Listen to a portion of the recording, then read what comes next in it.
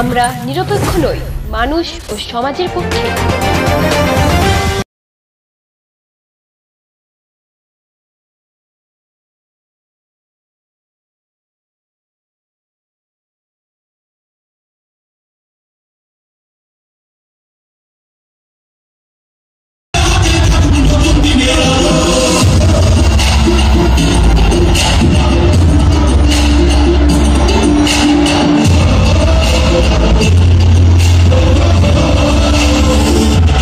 বোলপুর লোকসভা কেন্দ্রে তৃণমূল কংগ্রেস মনোনীত প্রার্থী অসিত মালের সমর্থনে আউশগ্রাম উচ্চ বিদ্যালয় মাঠে রাজ্যের মুখ্যমন্ত্রী মমতা বন্দ্যোপাধ্যায়ের সভা হয়ে গেল।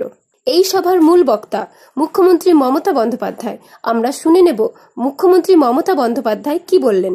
সমস্ত আমার প্রার্থী হচ্ছেন অসিত মাল, একজন নিপাট ভদ্রলোক এবং আপনাদের পরিবারের ছেলে। তাকে সমর্থন করার জন্য বোলপুর কেন্দ্রে এবং বোলপুর বীরভূম লোকসভা কেন্দ্রে শতাব্দী রায়কে জোড়া ফুলে ভোট দিয়ে জেতানোর জন্য আপনাদের কাছে আবেদন জানাবো। আজকে বিজেপি এসে যে বড় বড় কথা বলছে, আমার কাছে উত্তর চাইছে। আমি বলি তোরা আগে অপদার্থরা উত্তর দে। এটা আমার ইলেকশন নয়, এটা দিল্লির ইলেকশন। কিন্তু দিল্লির ইলেকশনে বিজেপিকে হারাতে হবে, তাই ঘুরে ঘুরে বেড়াচ্ছি। এত রৌদ্রে, এত ঝড়ে, এত জলে বিজেপি যাতে একটা সিট না পায় তার দিকে লক্ষ্য রাখতে হবে। এক একটা সিট আমাদের কাছে চোখের মণির মতো রক্ষা করতে হবে। বাংলায় বিজেপির দুটো চোখ, একটা কংগ্রেস আর একটা সিপিএম। এই দুটোকে দাঁড় করায় কেন জানেন? যদি কিছু ভোট কাটা যায় টাকা দিয়ে, যদি কিছু ভোট কাটা যায় ভাঙিয়ে দিয়ে, যারা 100 দিনের কাজের টাকা দেয়নি গরিব লোকেদের 3 বছর ধরে আমাদের এখান থেকে টাকা তুলে নিয়ে যায়। একটাই ট্যাক্স এখন দেশে, আমাদের ট্যাক্স নিয়ে যায়। কিন্তু সেই টাকা থেকে 100 দিনের কাজের মজুরি দেওয়ার কথা ছিল, দেয়নি। 3 বছর টাকা দেয়নি। 350 কমিশন এসছে, কাগজপত্র দিয়ে আমরা প্রমাণ করে দিয়েছি। আর আমি তো রোজই বলি একবার করে, বড় বড় কথা বলবার আগে, তৃণমূলকে চোর বলার আগে ওদের ডাকাতরা একবার মুখ ফুটে বল যে তোদের রিপোর্টে কি আছে। মহারাষ্ট্রের রিপোর্ট বের কর, উত্তরপ্রদেশের রিপোর্ট বের কর, বিহারের রিপোর্ট বের কর, আর বাংলার রিপোর্ট বের কর, এবং সাথে সাথে এজির রিপোর্টও বের কর। তৃণমূল কংগ্রেস না থাকলে বিজেপির বিরুদ্ধে লড়বার কেউ নেই। মেডিসিনের দাম বেড়ে গেছে বলছে না, ব্যাংকের টাকা লোকে ঠিকমতো পায় না সেগুলো বলছে না। সারা পৃথিবী আজকে ছিছি করছে, ছ্যাঁচা করছে ওদের। আজকে শুধু বলছে, কি বলছে? এনআরসি করব, সিএ করব, ইউনিফর্ম সিভিল কোড করব।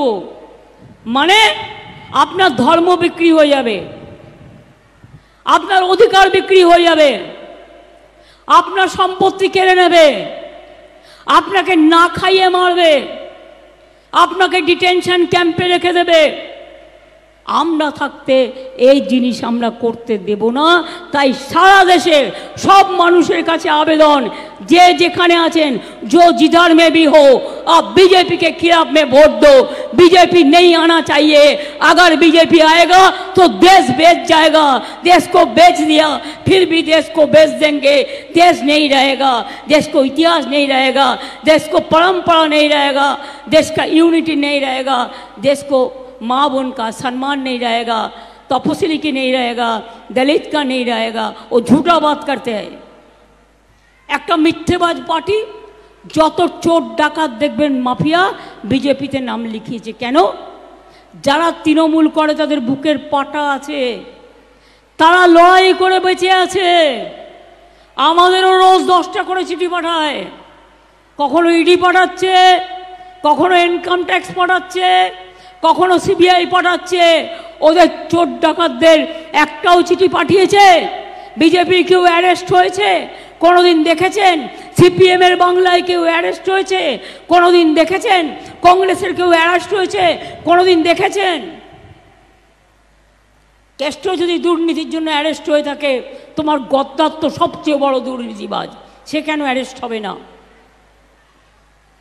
যারা মানুষ খুন করে, অন্যদের সম্পর্কে বড় বড় কথা বলে, বোমা ফাটাবে কি?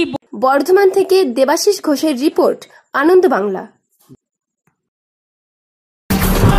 আনন্দ বাংলা, আমরা নিরপেক্ষ নই, মানুষ ও সমাজের পক্ষে।